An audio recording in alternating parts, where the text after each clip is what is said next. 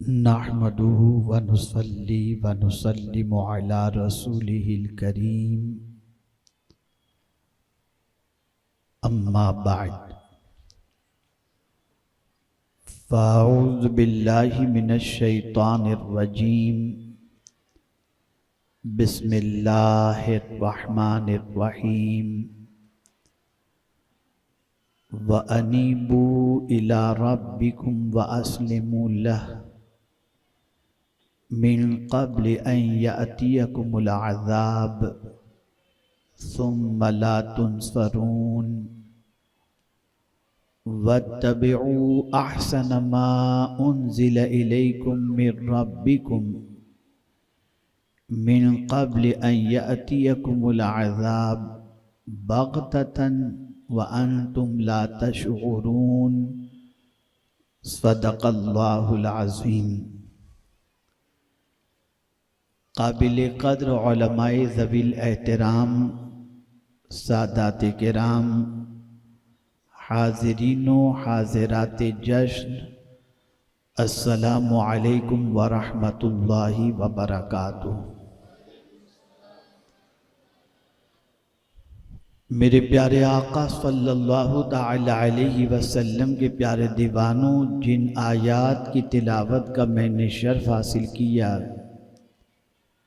उससे मुताल्लिक़ कुछ मारूज़ात पेश करने से पेशतर आकाए करीम रऊफ़ रहीम अलैहि तहिय्यत व तस्लीम की बारगाह बेकस पनाह में जिस तरीक़े से मैं पढ़ाऊँ अक़ीदत व मोहब्बत में डूब कर उसी तरीक़े से दुरूद व सलाम का नजराना पेश करें। अस्सलातु वस्सलामु अलैका या रसूल अल्लाह, अस्सलातु वस्सलामु अलैका या हबीब अल्लाह, अस्सलातु वस्सलामु अलैका या नबी अल्लाह, अस्सलातु वस्सलामु अलैका या नूर अल्लाह व अला आलिका व अस्हाबिका या हबीब अल्लाह सल्लल्लाहु तआला अलैका वसल्लम। मेरे प्यारे आका सल्लल्लाहु तआला अलैहि वसल्लम के प्यारे दीवानों, मुझसे पेशतर मुहिब गिरामी हज़रत मौलाना सैयद अमीनुल क़ादरी साहब से मालेगांव में सुन्नी दावत इस्लामी के प्लेटफॉर्म तले तालीमी जो कुछ भी काम तलबा और तालिबात में हो रहा है उसे आपने समाअत फरमाया और साथ ही साथ जो कुछ भी इल्मी खिदमात का समरा हासिल हुआ है हाफिज़ की शक्ल में, आलिम की शक्ल में या हाफिज़ा कारिया और आलिमा की शक्ल में, उसे भी मर्द व ख़वातीन ने अपने माथे की आँखों से मुशाहिदा फरमाया। अल्लाह रब्बुल इज़्ज़त जल्ल जलालहू जो कुछ भी दीनी काम यहाँ पर हो रहा है इसे शर्फ़ क़बूलियत से नवाजे और हर काम करने वाले को दोनों जहां की भलाइयाँ नसीब फरमाए। मेरे प्यारे आका सल्लल्लाहु तआला अलैहि वसल्लम के प्यारे दीवानों, इस वक्त हम बहुत दूर निकल चुके हैं।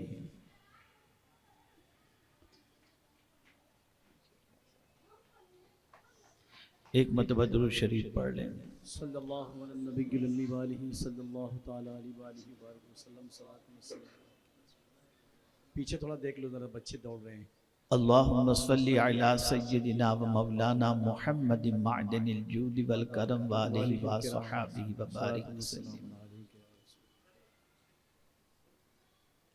इस वक्त हमारी पोजीशन ये है कि आज के मुसलमानों को यही नहीं मालूम कि कहां जाना चाहिए और कहां नहीं जाना चाहिए।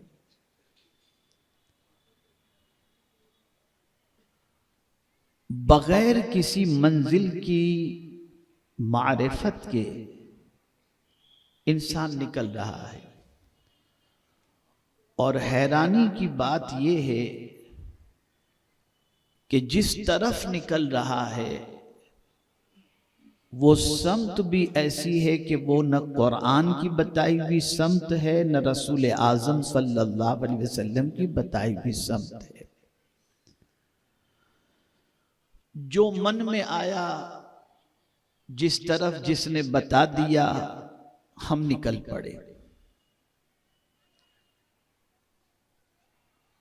और जब हम उम्मत मुस्लिमा की जिंदगी का जायजा लेते हैं तो अपनी मर्जी का तयन करदा रास्ता और अपनी मर्जी से मुतयन करदा मंजिल की तरफ निकलने की वजह से सब कुछ होते हुए भी आज मुसलमान के पास सुकून नहीं है।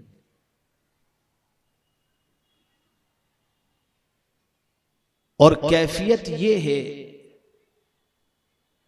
कि इस्तिराब की वादियों में इस तरीके से मुसलमान भटक रहा है कि कहीं उसे जाए करार नसीब नहीं हो रही।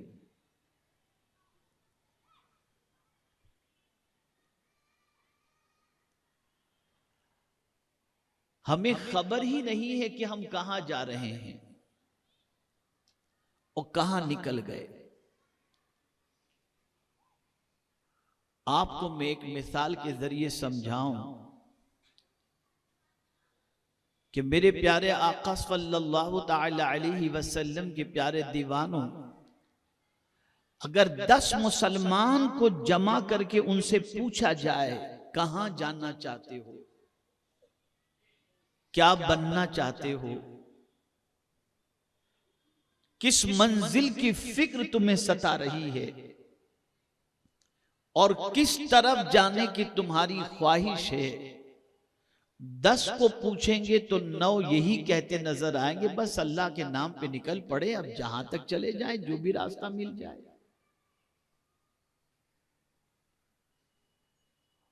और यही वजह है न खुदा ही मिला, न विसाले सनम, न इधर के रहे न उधर के रहे।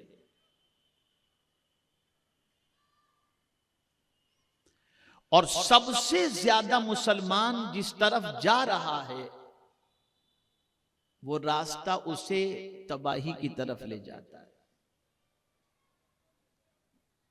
उस रास्ते की तरफ मुसलमान जाता हुआ दिखाई ही नहीं देता, इल्ला माशाअल्लाह जो रास्ता उसे जन्नत या कामयाबी की तरफ ले जाता हो।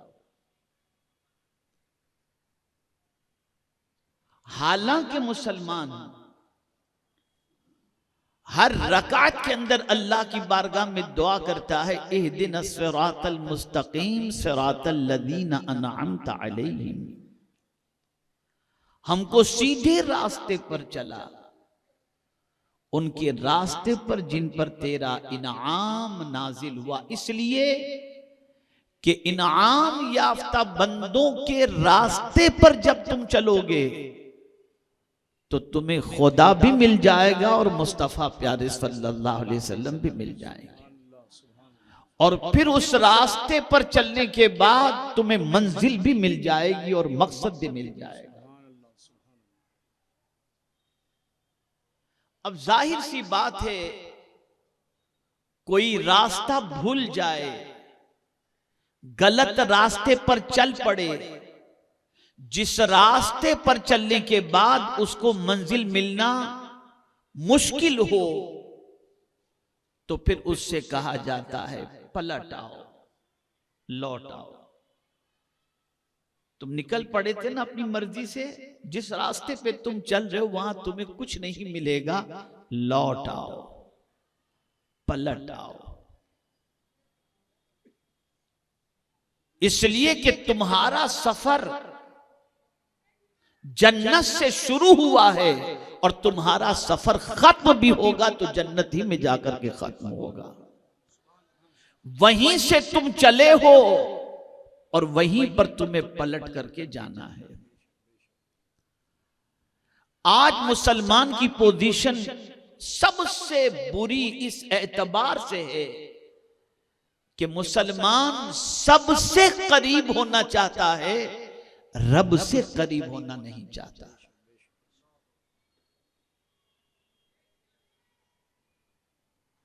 तो बंदा बहुत दूर निकल गया। खुद अपने गिरेबान में हम झांक करके देखें, हम किस तरफ बढ़ रहे हैं। क्या आज हम दौलत की तरफ नहीं बढ़ रहे? कमाइए दौलत, कोई मुश्किल बात नहीं, जायज तरीके से कमाने में कोई मुजायका नहीं। लेकिन दौलत की मोहब्बत में इतना डूब जाना कि जिसके दस्ते कुदरत में रिस्क रसानी है, जो रज़ाक है, उससे ताल्लुक टूट जाए तो ऐसी दौलत किस काम की।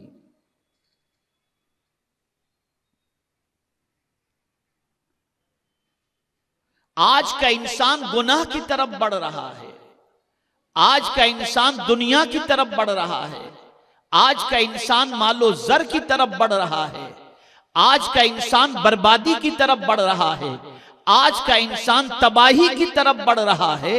सारे वो रास्ते उसने अपना लिए जिस रास्ते पर चलने के बाद न उसे मंजिल मिल सकती है और न उसे कामयाबी और सुकून मिल सकता है।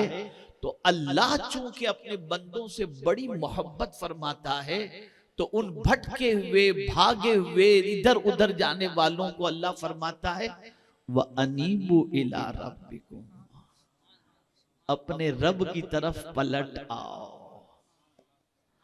पलट आओ अपने रब की तरफ। कुर्बान जाइए आयत के इस अंदाज पर।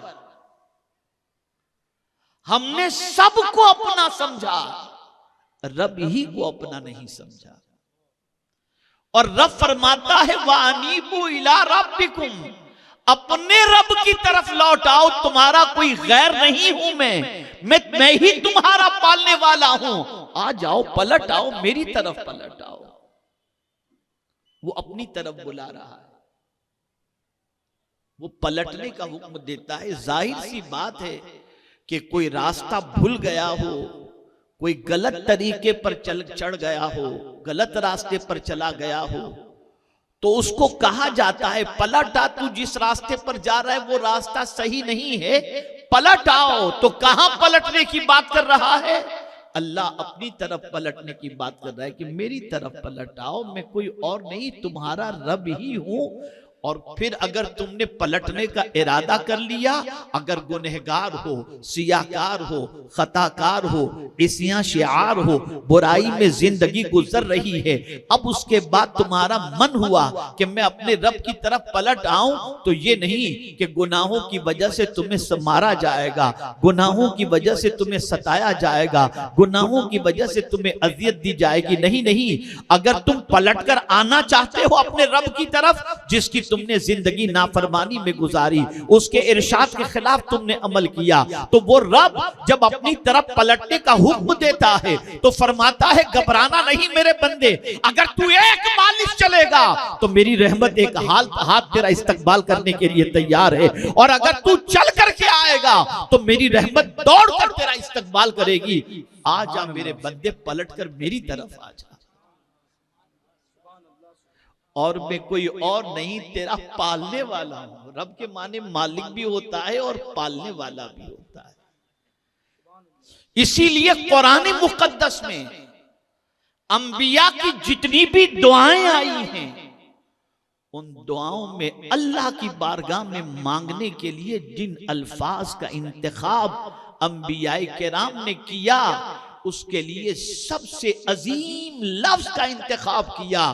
तकरीबन अंबिया की दुआ के अंदर रब्बना ही मिलेगा, ऐ हमारे पालने वाले। आप अंदाजा लगाइए, जब कोई अल्लाह से कहता है ऐ हमारे पालने वाले, तो अल्लाह फरिश्तों से फरमाता है मेरे फरिश्तों, मेरा ये बंदा जानता है कि मैं ही इसका पालने वाला हूं, यकीनन मैं पालने वाला हूं, और मैं तो ऐसा पालने वाला हूं कि सिर्फ इंसानों ही का पालने वाला नहीं, सारी मखलूक का मैं ही पालने वाला हूं। सुभान अल्लाह, सुभान अल्लाह। जितनी तकलीफें आ रही हैं वो अल्लाह से भागने की वजह से आ रही हैं, जितनी मुसीबतें आ रही हैं अल्लाह से भागने की वजह से आ रही हैं। और यहां कहा जा रहा है पलट आओ तुम्हारे रब की तरफ। ये कोई गैर नहीं, तुम्हारा रब ही है। और अगर कोई अकड़ गया, ये मौलाना लोग बेचारे बोलते रहते हैं, ये सुनाते रहते हैं, समझाते रहते हैं, कहते रहते हैं, अरे चंद दिनों की जिंदगी है, अगर ये भी ऐश मौज में न गुजारे तो कैसे चलेगा। और पलटने को तैयार नहीं है, आने को तैयार नहीं है, लौटने को अपने रब की तरफ तैयार नहीं, भाग रहा है अपने रब से। और खुदा की कसम अगर मैं ये कहूं तो गलत न होगा, आज सबसे बड़े अफसोस की बात यह है कि इंसान खुदा से भाग रहा है। आप कहेंगे बड़ी अजीब बात कर रहे हैं, तो क्या मस्जिद में आप नहीं देख रहे कि बंदा मस्जिद से भाग रहा है? उसका दिल मस्जिद में नहीं लगता, आप नहीं देख रहे? न खुदा की तरफ जाने को तैयार, न खुदा के घर की तरफ जाने को तैयार, और न खुदा का जिक्र सुनने को तैयार। ऐसी तबीयत बन गई कि दीन से भी भाग रहा है और खुदा की तरफ आने से भी भाग रहा है। बल्कि कुरान ने तो इस तरीके से फरमाया कि आहिस्ता आहिस्ता आने की जरूरत नहीं अल्लाह की तरफ। फफिर्रू इलल्लाह, अल्लाह की तरफ दौड़ो, भागो अल्लाह की तरफ, उसकी तरफ दौड़ो। अब यहां मैं एक वाक़े के जरिए आपको थोड़ा सा समझाऊं तो बात अच्छी तरह और समझ में आ जाएगी। सबसे पहले तो ये बात जहन में रखें कि इंसान किसी की तरफ लपकता है, किसी की तरफ जाता है तो चंद चीजों की बुनियाद पर। या तो माँ की तरफ जाता है तो माँ की शफकतों की बुनियाद पर, बाप की तरफ जाता है तो बाप के एहसान की बुनियाद पर, दोस्त की तरफ जाता है तो उसकी मोहब्बत की बुनियाद पर, बीवी की तरफ जाता है उसकी मवद्दत की बुनियाद पर। कोई ना कोई अट्रैक्शन की चीज होती है जिसकी बुनियाद पर बंदा उसकी तरफ माइल होता है। तो अब मैं आपसे पूछना चाहता हूं, सबके प्यार में इतनी कशिश नहीं है जितनी खुदा के प्यार में कशिश है। वो अपने बंदों को जितना चाहता है, कोई इंसान दुनिया में ऐसा है ही नहीं जो अपने लोगों को, अपने बच्चों को इतना चाहता हो जितना अल्लाह अपने बंदों को चाहता है। सबसे ज्यादा चाहने वाला वही है। और कैसा चाहता है, मुझे एक वाक़े से मैं बहुत इंस्पायर हुआ और मेरी बड़ी अजीब कैफियत हुई। मैं आपको बताऊं, कभी कभी इंसान बहुत ज्यादा गुनाहों में डूब जाता है, मुसीबतों में घिर जाता है, तो फिर मुसीबतों की वजह से मैं तो नमाज पढ़ता था, मैं ये करता हूं, मैं इतने वजीफे किया, मेरा कोई काम नहीं बनता, फिर आड़े रास्ते और टेढ़े रास्ते पे चढ़ पड़ता है। फिर बहुत दिनों के बाद होश के नाखून लेता है और शायद के कभी पलट आता है या फिर तबाह बर्बाद हो जाता है। लेकिन एक वाकया सुने आप। एक बच्चा था, कम ज्यादा से ज्यादा उसकी उम्र 9 से 12 के दरमियान की होगी।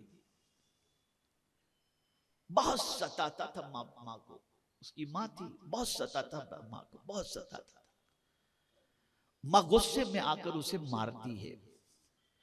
और एक मर्तबा इतना सता दिया उसने कि माँ तंग आकर उस बच्चे से कहती है, अब तू मेरा घर छोड़ करके निकल जा, अब तुझे मैं नहीं रख सकती, तूने मेरी जिंदगी तंग कर दी है, तेरी वजह से दूसरे बच्चों पर इफेक्ट होता है। माँ ने घर से निकाल दिया उसे। बच्चा भी चूंकि उम्र के उस मरहले में पहुंच चुका था कि जिसमें वो चल फिर सके, भाग दौड़ कर सके।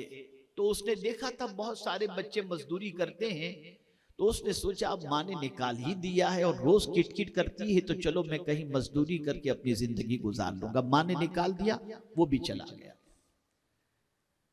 गया 2-3 दुकानों पर, मेरी माँ ने मुझे निकाल दिया है, मुझे नौकरी पे रखो, मुझे अपने घर के काम में रखो, किसी भी चीज में रखो। किसी ने कबूल करने के लिए आमादगी का इजहार नहीं किया, कोई तैयार नहीं। एक ने कहा भी कि हम तुझे रखेंगे, लेकिन पहले तेरे बारे में मालूमात हासिल कर लिया। अब बच्चा भूखा था, माँ ने निकाल दिया था सुबह सुबह। बस वो सबके यहां गया, सबकी निगाहों से झिड़कियां, जबान से झिड़कियां वो बर्दाश्त करता रहा, करता रहा, करता रहा, करता रहा, यहां तक कि शाम हो गई। अब एक चीज उसके जहन में आई, गौर से सुनिएगा। एक चीज उसके जहन में आई, चलो थोड़ी सी मेहनत करूंगा, कहीं नौकरी भी मिल जाएगी, कहीं पनाहगाह भी मिल जाएगी, लेकिन मेरी माँ जैसा प्यार कहां मिलेगा। बस वो ये जहन में बात आनी थी कि पलट करके वो अपने घर आ गया। माँ थी ना, फिक्र थी मेरा बच्चा घर छोड़ के चला गया है, मेरे गुस्से की बुनियाद पर चला गया। मुसल्ला बिछाकर दुआ भी कर रही थी, और काफी देर के बाद बच्चे की तलाश के ख्याल में उसने घर का दरवाजा खोला तो देखा बेटा दहलीज पर बैठा हुआ सो गया है। बैठे बैठे सो गया है, रो रहा था, सो गया था, रोते रोते दहलीज पर। माँ ने देखा तो पहले तो गुस्सा भी आया, उसे झिंझोड़ कर उठा, फिर तो आ गया। तो कहा हाँ, कहा देख हो गया ना, किसी ने तुझे रखा नहीं ना। अब जवाब सुनिए। बच्चा कहता है माँ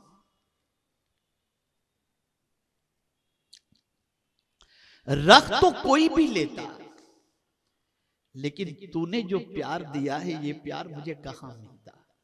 इसलिए मैंने सोच लिया कि चाहे तू झिड़के, चाहे तू मार, चाहे तू कुछ भी कर, मैं तुझे नहीं छोड़ूंगा। और ये कहकर रोने लगा। फौरन मां ने अपने सीने से लगा लिया। एक सूफी बुजुर्ग फरमाते हैं, नादान एक माँ की तरफ जब तू पलट कर आ जाए तो माँ तुझे इतना चाहने लगती है, तू अगर खुदा की तरफ पलट कर आता तो तेरा मौला तुझे कितना चाहे। है कोई उससे ज्यादा चाहने वाला? है कोई उससे ज्यादा प्यार करने वाला? है कोई उससे ज्यादा मोहब्बत करने वाला? लेकिन बड़े अफसोस की बात है, हम बहुत दूर निकल गए, बहुत दूर निकल गए। हमारे दिल में जज्बा ही नहीं है खुदा की तरफ बढ़ने का और उसके रसूल सल्लल्लाहु ताला अलैहि वसल्लम की तरफ बढ़ने का।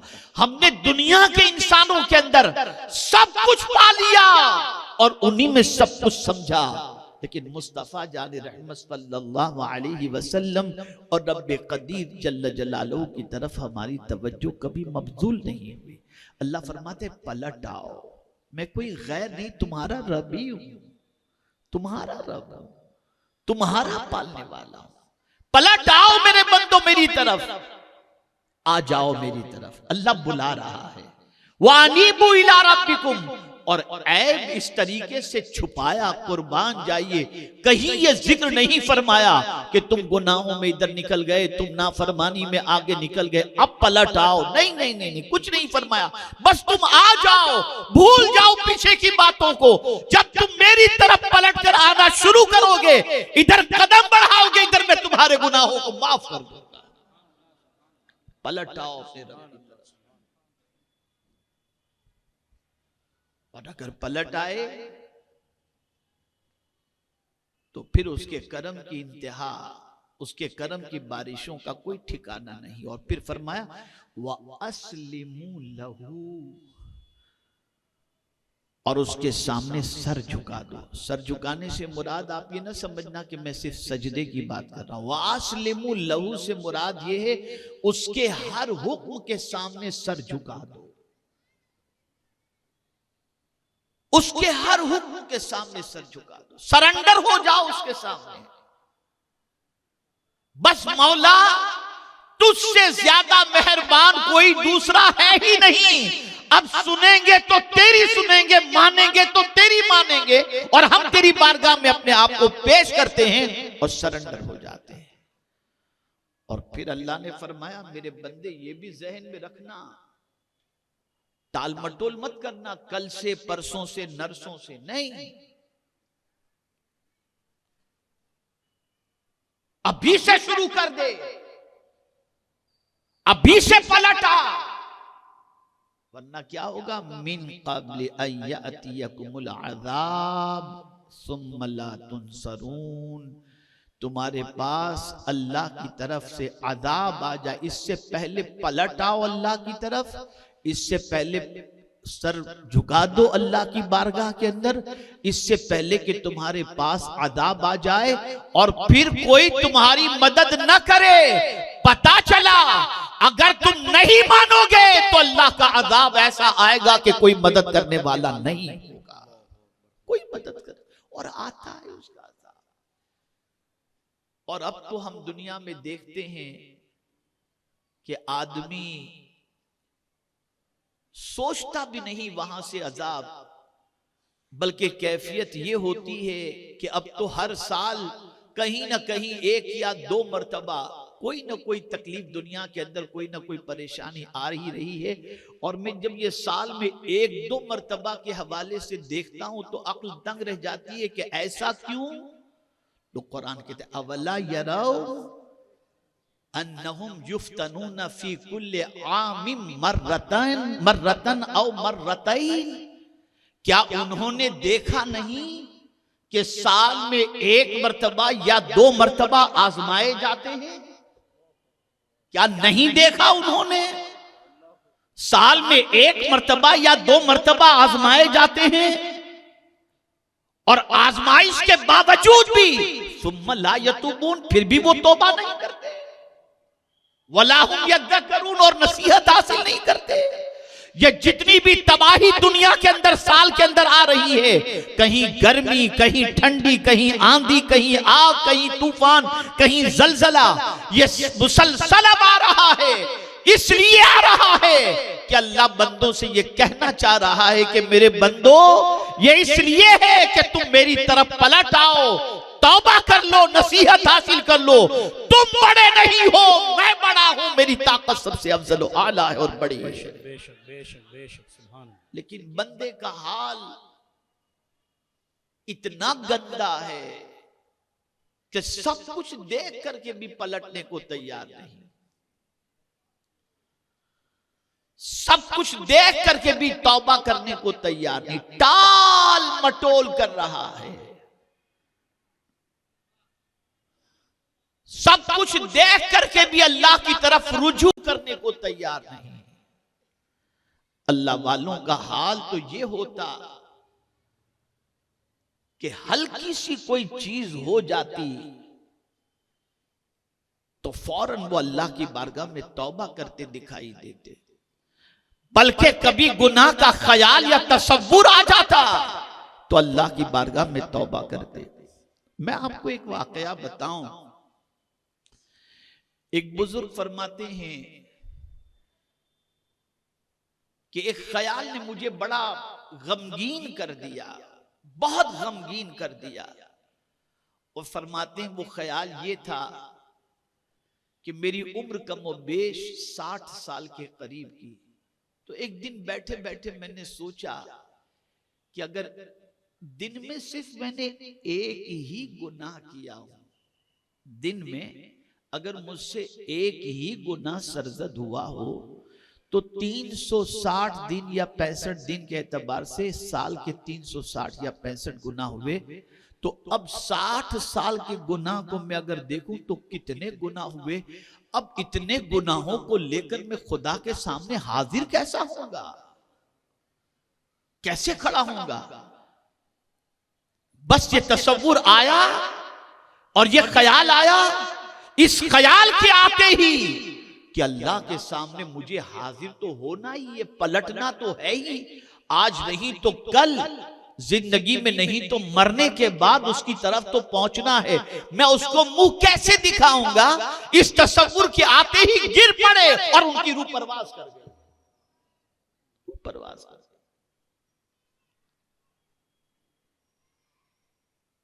आज कभी हमें ये ख्याल आता है हमारी तो कोई चीज या कोई मर जाए हमारे रिश्तेदारों में तो हम इन्ना लिल्लाहि व इन्ना इलैहि राजिऊन पढ़कर ये कह देते हैं कि हम अल्लाह के लिए और लौट कर उसी की तरफ जाना है, लेकिन कभी ये ख्याल नहीं आता कि हमने भी लौटना है उसकी तरफ। अगर जीते जी नहीं लौटे तो मरने के बाद तो लौटे जाएंगे। और फिर यहां देखिए अंदाज कुरान का, राजिऊन फरमाया, पलटने की बात कही गई, लौटने की बात कही गई। पता चला हम यहां पर आरजी तौर पर हैं, ये हमारी मुस्तकिल जगह नहीं है। हम जहां आए हैं पलटकर उसी तरफ जाना है, अल्लाह की तरफ से आए और अल्लाह की तरफ पलटना है। बड़ा नफीस नुक्ता मैं आपको समझा दूं, अगर पूरी तकरीर जहन में रहे तो ठीक है, वरना अगर ये नफीस नुक्ता आपने जहन के अंदर महफूज कर लिया तो मैं उम्मीद करता हूं कि इंशाअल्लाह अज़ीम आपकी सोच में काफी तब्दीली पैदा होगी। अल्लाह क्या चाहता है? वो ये चाहता है कि मेरे बंदे, जैसा बेगुनाह मैंने तुझे दुनिया में भेजा था, मैं चाहता हूं तू पलट कर भी जब मेरे पास आ तो तेरे दामन में कोई गुनाह का धब्बा ना हो। बस ये वो चाहता है, वो सिर्फ ये चाहता है जब तू पलट कर आ तो तेरे दामन पर गुनाहों का धब्बा ना हो।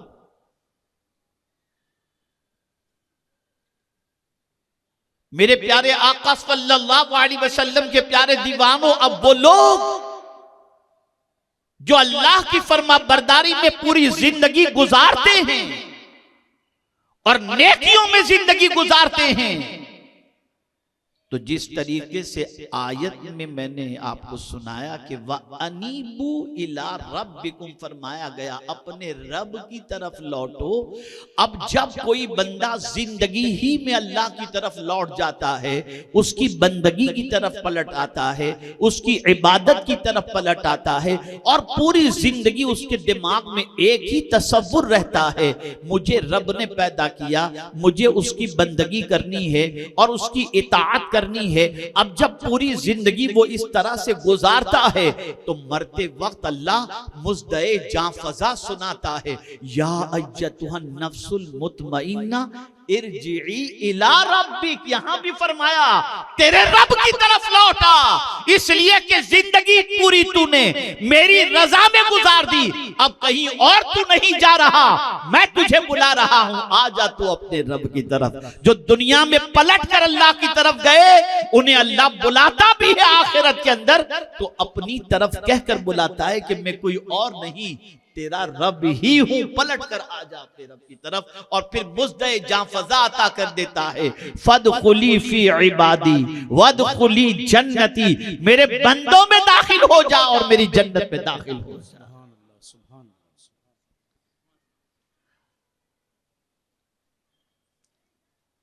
औरत शादी के बाद कोई मियां बीवी का झगड़ा हो जाए तो हर कोई चाहता है कि ससुराल में फिर वो पलट कर चली जाए।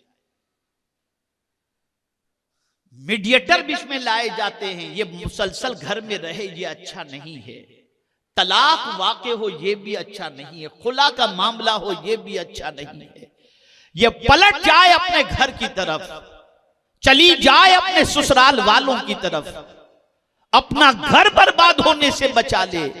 ये हर जिम्मेदार कोशिश करता है और हर आदमी ये फिक्र करता है। हाँ, आज के दौर के अंदर बाज नादान माँ बाप और बाज नादान बच्चियां जो है वो अकड़ जाती हैं और कहती हैं नहीं नहीं हमको तो नहीं जाना, और फिर पूरी जिंदगी रोती रहती हैं, बच्चे फिर इधर उधर बड़े होते रहते हैं और बर्बाद हो जाते हैं। याद रखो ए रसूल आज़म सल्लल्लाहु ताला अलैहि वसल्लम के दीवानों और ख़वातीन इस्लाम, कभी भी अपने ससुराल का घर छोड़कर भागने की कोशिश कोई खातून कभी न करे। टेम्पररी तुम्हें कोई अपनी राहत का सामान तो अता कर देगा, लेकिन तुम्हारा मुस्तकबिल तबाह बर्बाद हो जाएगा। कोशिश करो कि जिंदगी लिपटी रहे और तुम्हारी जिंदगी तुम्हारे ससुराल के अंदर खैर व आफियत से शौहर के साथ गुजरती रहे। तो हम कोशिश तो करते हैं, तवज्जो चाहूंगा। माँ समझाती है कभी बेटी को, बेटा समझ जा, थोड़े दिनों की तकलीफ है, इंशाल्लाह सब ठीक हो जाएगा, तेरे बच्चे बड़े हो जाएंगे, तू जा, पलट जा बेटा, अपने घर की तरफ चली जा, कंप्रोमाइज कराने की। मैं पूछता हूं, ये सारे कंप्रोमाइज तुम दुनिया के इंसानों के साथ कराने की करते हो, कभी तुम्हारा बच्चा अल्लाह के रास्ते से हट जाए तो कभी कोशिश की कि बच्चे तू अल्लाह की तरफ भी आ जा? कभी ये कोशिश की गई? कभी इसके लिए टाइम दिया गया? कभी ये जहन में बात डाली गई? नहीं, इसकी फिक्र तो नहीं, इसलिए कि खुद जब अल्लाह के रास्ते पर नहीं है और उसके रसूल सल्लल्लाहु अलैहि वसल्लम के रास्ते पर नहीं है, तो फिर अपने बच्चों को लाने की कैसे कोशिश करेंगे? बहुत दूर निकल गए हैं हम। बल्कि मैं तो आज की दुनिया के इंसानों को देखता हूं, बशमुल मेरे, मैं ऐसा नहीं कि मैं बहुत पारसा हूं, हम सब का हाल ये है कि गालिब का एक शेर है, अहमकों की कमी नहीं, गालिब एक ढूंढो हजार मिलते हैं। सब भाग रहे हैं कहीं और अल्लाह फरमा रहा है मेरी तरफ आ जाओ, लेकिन हमें जाना नहीं उसकी तरफ जाने को कोई तैयार नहीं। और सोचता है फलां के पास जाऊंगा तो नौकरी मिलेगी, फलां के पास जाऊंगा तो ये होगा, फलां के पास जाऊंगा तो ये होगा। अरे तुम्हारी अक्ल पर पर्दा पड़ चुका है, सब कुछ तो खुदा के दस्ते कुदरत में है, उसके पास कोई एक चीज नहीं और वो लिमिटेड नहीं। वो फरमाता है वइन मिन शैइन इल्ला इंदना खजाइना, हर चीज का खजाना अल्लाह फरमाता है मेरे पास है, और मेरे खजाने की चाबी अगर किसी के पास है तो मेरे महबूब के पास मेरे खजाने की चाबी। इसीलिए मेरे इमाम कहते हैं बखुदा खुदा का यही है दर, नहीं और कोई मफर मकर, जो वहां से हो यही आके हो, जो यहाँ नहीं तो वहां नहीं। बेशक बेशक सुभान अल्लाह। जो लोग कहते हैं हुजूर से क्या मिलता है, मियाँ ये जो नमाज पढ़ते हो नहीं, ये भी अल्लाह ने हुजूर ही के जरिए अता फरमाई, डायरेक्ट नहीं अता फरमाई। अल्लाह चाहता है कि नेमतें मेरी हों, लेकिन दूंगा मेरे महबूब के हाथों से ही दूंगा, सुभान अल्लाह सुभान अल्लाह, मेरे महबूब के हाथों से दूंगा। तो अर्ज करने का मंशा ये है कि अगर आप और हम ये चाहते हैं कि अल्लाह न करे कोई ऐसा अजाब आए जिसमें कोई मदद करने वाला ना हो। क्या कोरोना में आपने नहीं देखा था कोई मदद करने वाला? देखा नहीं आपने? जनाजा भी नहीं पढ़ सकते थे, बेटा बाप के करीब जाने को भी तैयार नहीं। ये सब कुदरत दिखा रही है कि मैं जब किसी को गिरफ्तार करूंगा कोई मदद करने वाला नहीं होगा। पलट आओ अपने रब की तरफ, सरेंडर हो जाओ अपने रब के हुक्म की तरफ, इससे पहले कि तुम्हें अजाब में गिरफ्तार कर दिया जाए और फिर कोई मदद न करे। और फिर आगे तो और सख्त हुक्म आ गया, और सख्त हुक्म आया, वत्तबिउ अहसन मा उन्जिला इलैकुम मिर रब्बिकुम, और पैरवी करो जो चीज भी अल्लाह ने नाजिल की है उन चीजों में जो सबसे अच्छी चीज है उस चीज की पैरवी करो। वो क्या है? वो कुरान। अल्लाह ने जितनी भी चीजें नाजिल फरमाई उन नाजिल शुदा चीजों के अंदर सबसे बेहतरीन अगर कोई चीज है तो वो कुरान मुकद्दस है। अल्लाह फरमाता इसकी पैरवी करो, और हमें इसी की पैरवी नहीं करना, हीरो की पैरवी करना है, गानों की, सीरियल की, बुराइयों की। इसी में डूब गया हमारा मुआशरा। अब अगर कोई ये कहे कि मैं माअज़ल्लाह कुरान की पैरवी नहीं करूंगा या रूगर्दानी करे जैसा कि आज हो रहा है, आज 1000 कहा जाए मुसलमानों से कुरान की पैरवी करो। और जानते हो कुरान की पैरवी का फायदा क्या है? खुदा की कसम, अगर कोई कुरान की पैरवी करे ना तो उसे अल्लाह से रहमो करम की भीख मांगने की जरूरत भी नहीं पड़ेगी। बगैर मांगे वो रहमो करम की बारिश नाजिल फरमाए, जैसा कि खुद उसने कुरान में फरमाया, वहाज़ा किताबुन अंज़लनाहु मुबारकुन फत्तबिऊहु वत्तकू लअल्लकुम तुरहमून। अरे कुरान की पैरवी तो अपनी जगह पर, खाली चुप रहकर अगर कोई कुरान खामोशी के साथ सुन भी ले तवज्जो के साथ, तब भी अल्लाह उस पर रहमो करम की बारिश नाज़िल फरमाता है। इज़ा कुरियल कुरान फस्तमिऊ लहू व अंसितू लअल्लकुम तुरहमून। और यहां जिस कौम का हाल ये हो कि कुरान से दिल ही उकताता हो, कुरान सुनने से दिल घबराता हो, कुरान सुनने से कि कब ये खत्म करे, तो अब उस कौम का हश्र क्या हो सकता है? जो हो रहा है वो निगाहों के सामने है, जो अंजाम है निगाहों के सामने है। तो अल्लाह फरमाता है जो कुछ अल्लाह ने नाजिल फरमाया, उन नाजिल होने वाली चीजों में जो सबसे बेहतरीन चीज है वो है कुरान। उस कुरान की पैरवी करो। ये कुरान नाजिल ही इसलिए किया गया कि इसकी पैरवी की जाए। कभी आपने सोचा कि इससे पहले की आसमानी किताबों की हिफाजत का जिम्मा अल्लाह ने नहीं लिया? इस किताब की हिफाजत का जिम्मा क्यों लिया? यह भी हुजूर सल्लल्लाहु अलैहि वसल्लम का सदका है।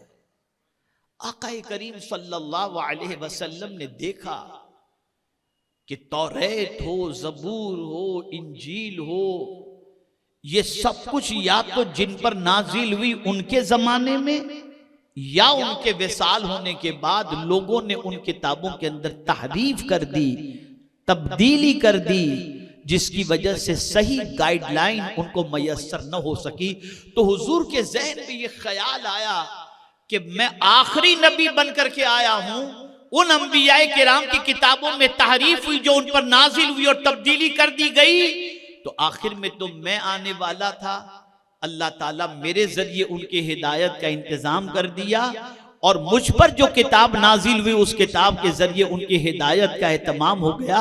अब मेरे बाद तो कोई नबी आने वाला नहीं है। अगर मेरी मौजूदगी में या मेरे बाद इस कुरान के अंदर भी कोई तहरीफ कर दे तो मेरी उम्मत को सीधा रास्ता मिलेगा कहां से? तो रब ने फरमा दिया, महबूब गम न करो, तुम्हारी उम्मत के भटकने के लिए कोई इंतजाम नहीं होगा। मैं इस किताब की हिफाजत का जिम्मा लेता हूं। अगर तुम्हारी उम्मत इस किताब की गाइडलाइन को फॉलो करेगी तो दुनिया भी संवर जाएगी और आखिरत भी संवर जाएगी। तो अल्लाह ने इस किताब की हिफाजत का जिम्मा ले लिया। नुज़ूल से लेकर आज तक एक नुक्ता भी कुरान का इधर से उधर न कोई कर सका और न कर सकेगा। किस लिए? हमारी हिदायत के लिए। लेकिन जो जीने का तरीका कुरान की बजाय कहीं और तलाश करे, जो कुरान की पैरवी की बजाय कोई और चीज की पैरवी करे, उसकी जिंदगी में कहां से निखार आ सकता है?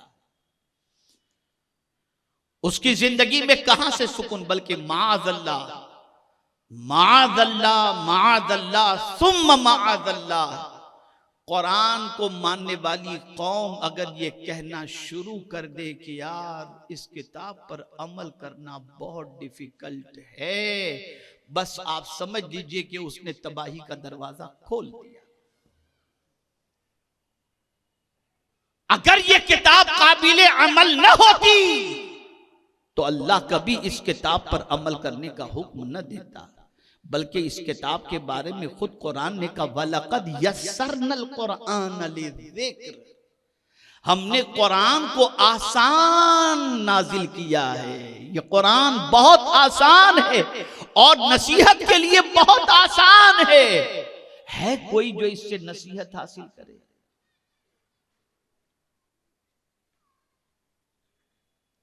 जरा सहाबा के दौर का जायजा लो। तो सहाबा कहते हुए नजर आते हैं कि ऊंट की रस्सी भी गुम जाए तो हम उसे कुरान से तलाश करते थे। क्यों? इसलिए कि वो कुरान की अजमतों के मुअतरिफ थे और जानते थे कि ये किताब क्या है। हम तो इस किताब को सिर्फ मानते हैं और इस किताब को अल्लाह की आखिरी किताब तस्लीम करते हैं, लेकिन इस किताब की मानने के लिए हम तैयार नहीं। अब अगर कोई अकड़ गया, जैसा कि मैंने वअनीबू के बारे में कहा कि अगर कोई पलटने के लिए तैयार नहीं, अल्लाह के हुक्म के सामने सर रखने के लिए तैयार नहीं, तो ऐसे अजाब में अल्लाह गिरफ्तार करेगा कि फिर कोई मदद करने वाला नहीं होगा। और फिर यहां अल्लाह ने और थोड़ा सा सख्त हुक्म अता फरमाया और फरमाया वत्तबिउ अहसन मा उन्जिल इलैकुम मिर रब्बिकुम, जो कुछ अल्लाह की तरफ से नाजिल हुआ उनमें जो सबसे अच्छी चीज है उसकी पैरवी करो, यानी कुरान की। क्यों? अगर पैरवी नहीं करोगे तो क्या होगा? वत्तबिउ अहसन मा उन्जिल इलैकुम मिर रब्बिकुम मिन क़ब्ल अन यातियकुमुल अज़ाब बग़ता, इससे पहले कि तुम पर अल्लाह का अजाब अचानक आ जाए।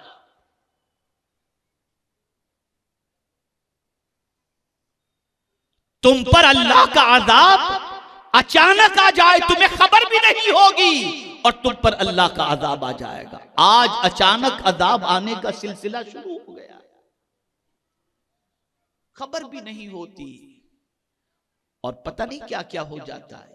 ये अचानक आदमी के बनाए हुए मंसूबे धरे के धरे रह जाते हैं, उसकी प्लानिंग धरी की धरी रह जाती है, उसका सारा मंसूबा धरा का धरा रह जाता है। वो ख्वाब में भी नहीं सोचता कि कल ये होने वाला है और अचानक हो जाते। क्यों? इसलिए कि वो अल्लाह की किताब पर अमल नहीं करता। और जब जब अल्लाह की किताब पर अमल करने से इंसान रूगर्दानी करेगा, अचानक वाले अजाब में गिरफ्तार हो जाएगा और बंदे को खबर भी नहीं होगी, खबर भी नहीं होगी। ए रसूल आज़म सल्लल्लाहु ताला अलैहि वसल्लम के दीवानों, इसलिए आज मेरा पैगाम आपको यही है, पलट आओ अपने रब की तरफ और मरकर तो उसी की तरफ पलट करके जाना ही जाना है, कहीं और तो जाना नहीं है। और जब पलटकर यकीनन उसकी तरफ जाना है तो इससे पहले कि जब हम उसकी तरफ जाएं तो दामन के अंदर गुनाहों के धब्बे लगे हों, हम इस दुनिया से पाक साफ सुथरे होकर उसकी तरफ जाएं।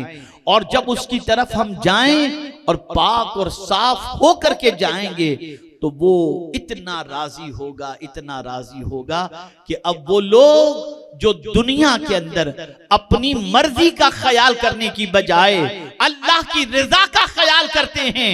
जैसे मिसाल के तौर पर दुनिया में एक इंसान की मर्जी ये होती है, मैं ये देखूं, मैं ये करूं, मैं वो करूं, गुनाहों के सिलसिले में अगर है और इस तरीके के तसव्वुरात अगर उसके जहन में हैं और वो चाहता है मुझे ये भी मिल जाए, मुझे वो भी मिल जाए, गुनाहों के जरिए, बुराइयों के जरिए, ये सारी चीजें वो चाहता है और उसी में जिंदगी गुजारता है। वो ये नहीं देखता कि मेरा मौला ये चाहता है, पसंद करता है कि नहीं करता। वो अपनी पसंद को प्रायोरिटी देकर उसी की तरफ लगा रहता है, तो फिर उसकी जिंदगी बर्बाद हो जाती है और आखिरत भी बर्बाद हो जाती है।